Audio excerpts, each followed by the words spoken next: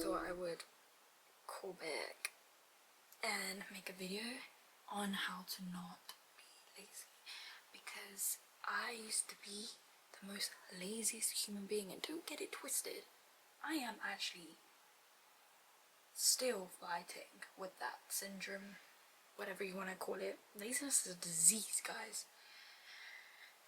But I am no longer going to be allowing that to dictate my days, my goals that are sitting on the Pinterest board. And I've written down some things on my iPad that actually like helps me not be lazy. I don't know how to explain to you, but yeah. So I'm gonna just go through it. I'm a perfectionist, and I was once a perfectionist, and perfectionism equals laziness. It causes you to procrastinate. It causes you to then find little things to fix, and then eventually you overwhelm yourself. Now, I am someone that potentially has undiagnosed ADHD, so I overwhelm myself with that. And that's why I like to suggest doing it messy, because messiness equals momentum. Now, how do I explain this? When I am about to talk to you, I like writing a few bullet point stuff, and I keep it messy. I brainstorm some things that has actually like helped me in the past and continues to help me. So I brainstorm things in a messy way, like mind mapping in a messy way, and that helps me actually change perfectionism into like actually execution. And that's exactly why I'm able to jump on this call right now with you to talk to you about being lazy. But the past me was making videos and refilming them over and over again because they just weren't perfect in my eye, and that also took a toll on me because I couldn't even be myself on the camera. Like, I couldn't. So I decided to just be my comfy self and just do my thing, just talk, and if you don't like me, you can, or you could stay and we could be friends, okay? But that's what I'm saying, do it messy first, brainstorm like whatever it is that you need to do. If you need to start that business, be messy with it, find textures, art, make a messy Pinterest board, do it. Like, don't make it perfect. Even when you start your business, it's going to be messy. Only see it as something messy, do not see it as something that you need to perfect. Perfectionism will equal laziness, and it will stop you, and it will create procrastination on a whole different scale, especially if you have someone like me who is just undiagnosed with ADHD and it just doesn't work. Break down the task until it feels stupidly small. Okay? Sorry, my ear is just insanely itchy. Break down the task until it is stupidly small. So if you're trying to write, say for example, you are trying to write a book, okay? And that is currently what I'm doing. I'm writing a book. I got overwhelmed by how I need to write 50k words for my book, and I decided to not even execute it, which is stupid, I know, but that's just how my brain works, and I'm pretty sure some of you go through that same thing. I really know how to like overwhelm myself. It's kind of crazy, but break it down to small stupid tasks. So like, instead of saying, oh, I'm gonna write a whole chapter today, write on your to-do list, spend 5 minutes writing, just 5 minutes, put a timer on 5 minutes, and naturally your brain will think you can do more than 5 minutes. So all it takes is breaking down these big tasks into micro small things that will actually allow you to get the thing done. Now, what's better, being lazy and saying that you will do it later or another time, versus you actually spending 5 minutes pretty sure it's the 5 minutes one, just because of how you are still executing on that day. You have still spent some time on that day, and I promise you, you'll become a ripple effect, because you're not just going to want to spend 5 minutes, because you're going to realize how easy it was to actually just do it. Especially when you're a writer, like, you can literally ramble and waffle so much. Or if you're like if you're editing a video, you're not just going to spend 5 minutes editing, you're going to end up being in that momentum and wanting to like perfect it in some way. So definitely break down your tasks, because that really helps me to not be lazy anymore.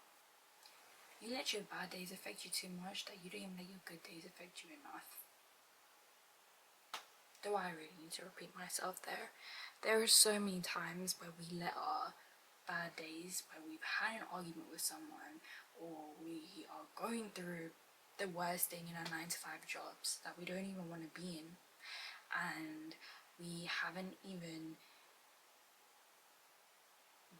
we just allow it to dictate our entire day. That one small thing, we just let our whole day be ruined. And it's kind of crazy how we give that control to those arguments, to those 9 to 5s. Like, if you really wanted it that bad, you wasn't going to do anything but actually pick it up and get it done, because you know you want that more than anything.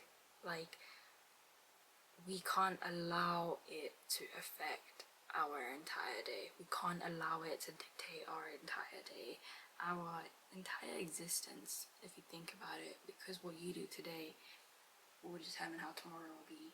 It becomes a whole ripple effect, and when you allow a bad day affect a whole entire day, it becomes something that you get used to. It becomes something that your subconscious mind starts to like tap into and condition itself, that, oh, okay, you just had an argument, okay, let's not do this. In fact, let's turn to short-term gratification. Let's turn to binge watching on Netflix, watching The Semi Turn Pretty all over again.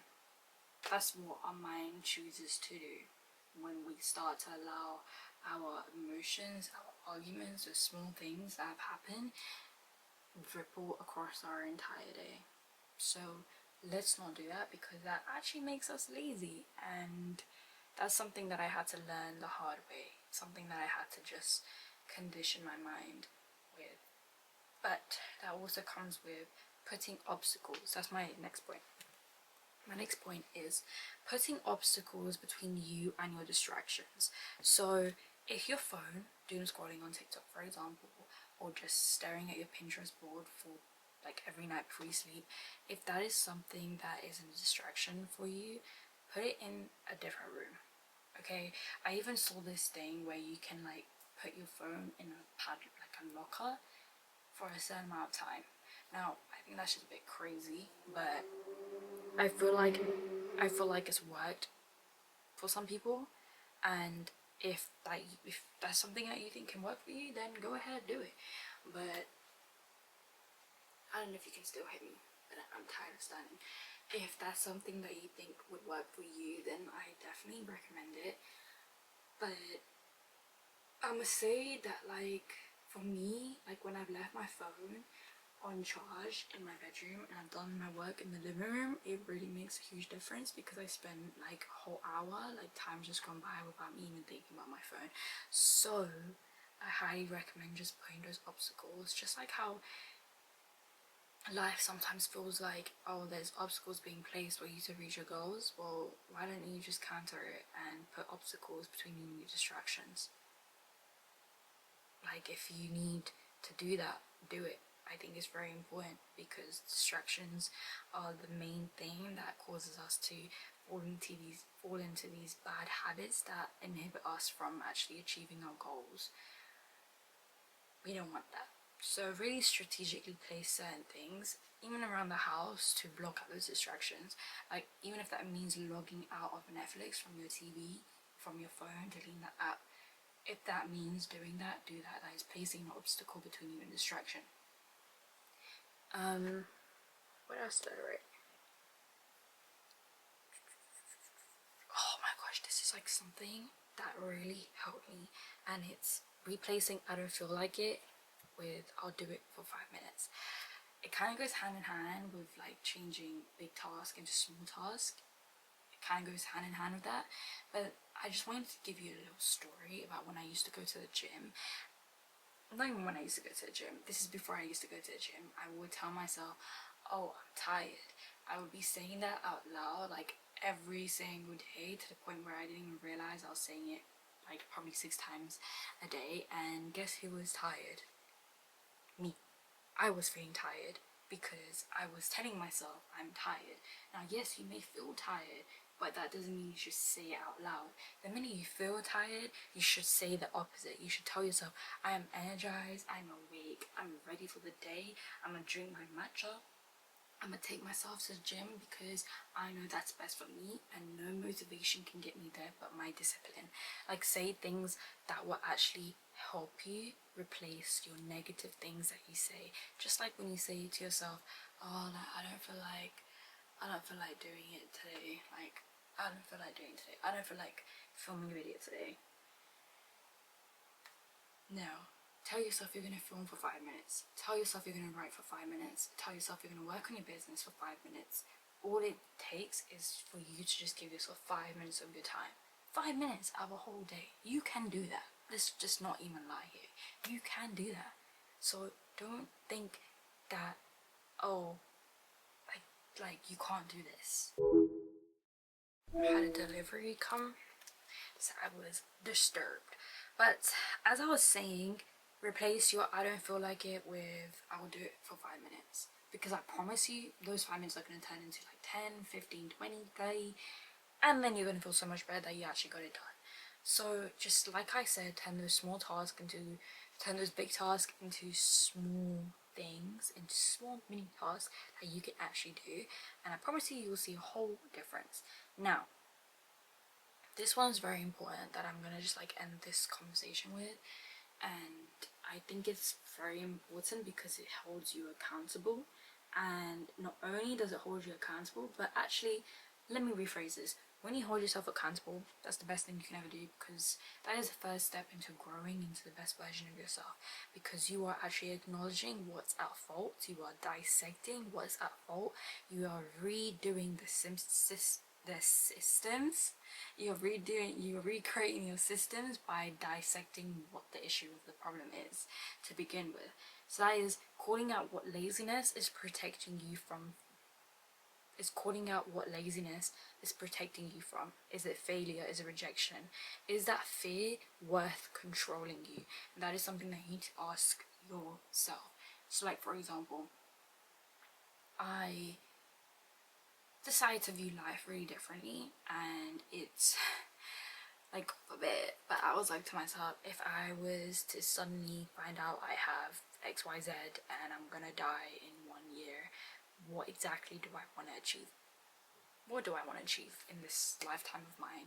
And suddenly you shift how you choose to perceive things when it comes to your goals in life. Suddenly you do not want to have any regret, because you actually start to view life differently when you have a limited time.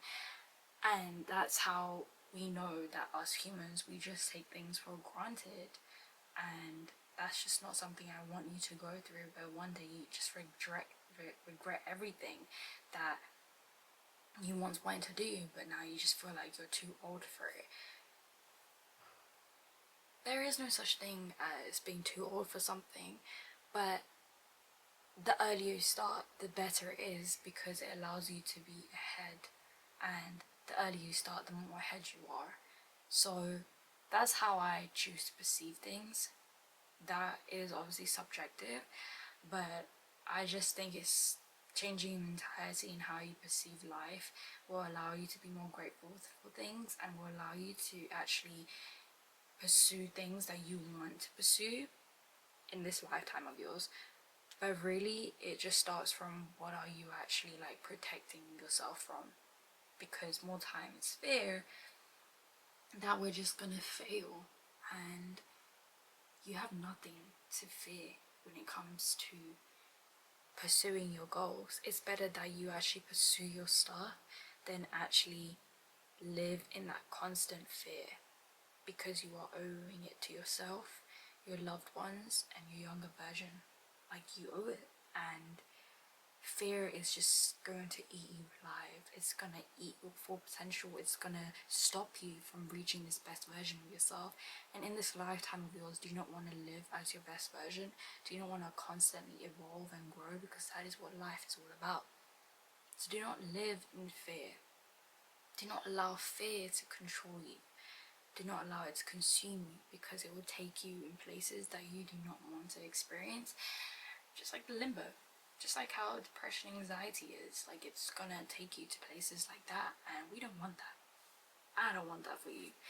You have so much potential, and the whole world needs to see it. Okay, the whole world needs to see this this potential, the creativity that you hold, everything that you desire, that you want to grow and show. If you want to be an actor, model, we want to see it. I want to see it, and I can't wait to see it. So let's change our perspective on things. Let's not be lazy, okay? Let's actually allow ourselves to get to the places that we want to be, because there is no one else but yourself that's going to stop you from getting there, okay? The world is your oyster, so let's run with it, okay? I gotta go for real this time, so I'm gonna see you.